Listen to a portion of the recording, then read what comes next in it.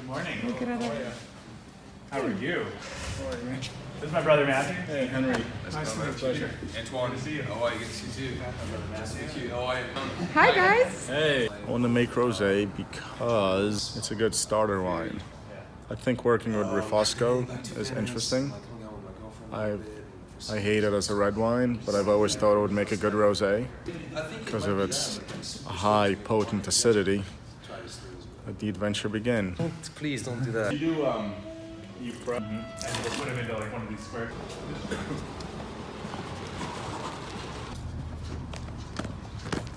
How the hell are ya? Boom. What's up, Ron? Nice to meet you. Can you tell me about Refosco? It's from Italy, is what I've been told. The northern part of Italy. So this vineyard is in the Santa Maria Valley, over on Foxton Canyon Road. It's owned by Teixeira's, and they grafted over an acre of Syrah to Refosco about 10 years ago. Yeah, so it's not something that's super widely planted. It's definitely, I think, obscure here in California. And then there's also the controversy of whether it's Mondouse or if it's Refosco. Who knows? I mean, it doesn't look like Mondouse. These are way too dark. Oh, you made rosé out of these? I made rosé out of it. Cool. That's good. And the rosé, it's got like an interesting like strawberry character. It's legitimately dry farmed, and it still yields really well. I've looked at some different maps, and my conclusion is that the vines are tapped into like some underground shallow water source. When I've done analysis of the must, there's plenty of food in there. Like these vines are not struggling for anything. Yeah, they're happy. Squirrels are so bad though. They rolled in, they ate tons of the Syrah. Oh wow. Yeah. What do you do when you trap them? Most of the time when you get back to the trap, they have already perished. Do you eat squirrel? Yeah, squirrel pie. Is that on the menu at Gjelina? It should be. Maybe I need to go into business trapping squirrels for Gjelina.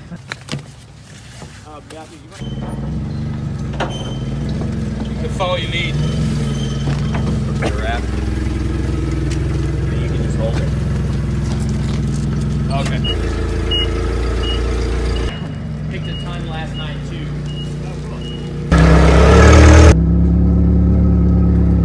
guys want to guide me back on that trailer? Yeah. You guys are like farm boys.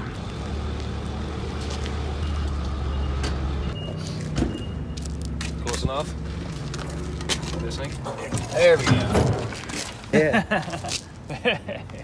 It's nice meeting you, Matthew. Enjoy the rest of your time out here. Thank you. Yeah, thank you.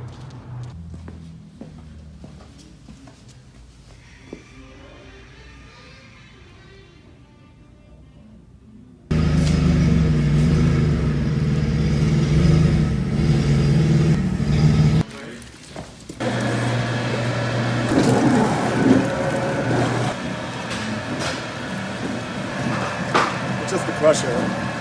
We're not crushing them. Like the actual raisinated parts.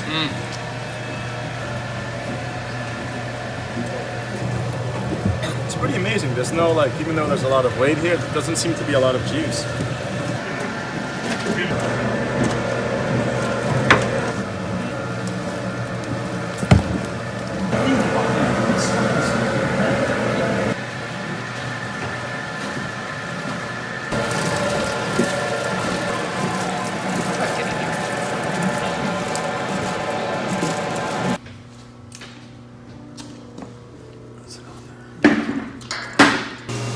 We loaded the press. There's a half a ton of organically grown Refosco from San Ynez Valley.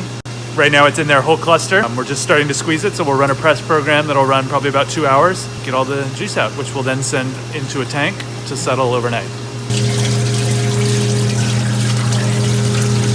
There's a canvas bladder that is powered by air, and it slowly expands to varying degrees of pressure depending on how the press is set. So it starts off at a lower pressure, then it'll rotate, go to a higher pressure, and like I said, do that over a 2-hour period. This is direct press. What are the other alternatives? You can de-stem and crush it, but that's still sort of direct press as opposed. So those two go hand in hand. Like if you de-stem, you press. That's the point. I mean, that's generally Yeah. part of the reason to do it. Makes it a little easier to press. The other option, Is that all it does? It makes it easier to press if you crush? Yeah, and you can fit some more in the press. Like All right. if we destemmed and crushed this, we could fit a whole ton. Instead But of how half does, a ton. in terms of the wine it produces, is any decipherable difference? Or? Yeah, I mean, for me, the reason I don't think we should do any skin contact on this is it's a tannic. I mean, you could taste how tannic those grapes were. So the skin contact here is only while it's being pressed. That's it. Yeah, and I think there's going to be. It looks like there's nice color on this right away. It's not too dark. It's sort of a nice kind of pale red. I mean, the other way you can make rosé is do it from a saignée, where you're making a tank for red wine and you're just bleeding off juice. You know, usually the reason I don't like to do saignée is that when you're picking grapes for red wine, you're picking at a higher alcohol, 13 to 14%, and rosé I think generally is nice between 12 and 13. Are we going to take a reading now to see what the potential alcohol is? Yeah, we'll take a sugar and a pH. We'll do that right now. Yeah, there's acidity in here for sure. Yeah. More than you taste from the grapes. Oh yeah. For sure. Yeah. There's always nature. The easy part. Okay, so you can look through there and tell us what you see. Oh, numbers. Brix percentage. It is right at 20. That's 11.8. 11.8. Yeah. So it'll probably end up right around 12. Great. 12 is ideal. Can't see shit. This is a juice sample that we'll send to the lab to have analysis done of pH, total acidity, malic acid, available nitrogen, ammonia. I think that's it. It just self-turns to lactic. The productions with Oliverazine Humbra. Okay, who wants to take the juice sample? Go ahead, Andy. It's my urine sample, doctor. You have a problem here. If that's a urine sample, I know, you've so got it's it. not Looking good, kid. You might want to sit down here. You've got some. Lay down. We need to talk.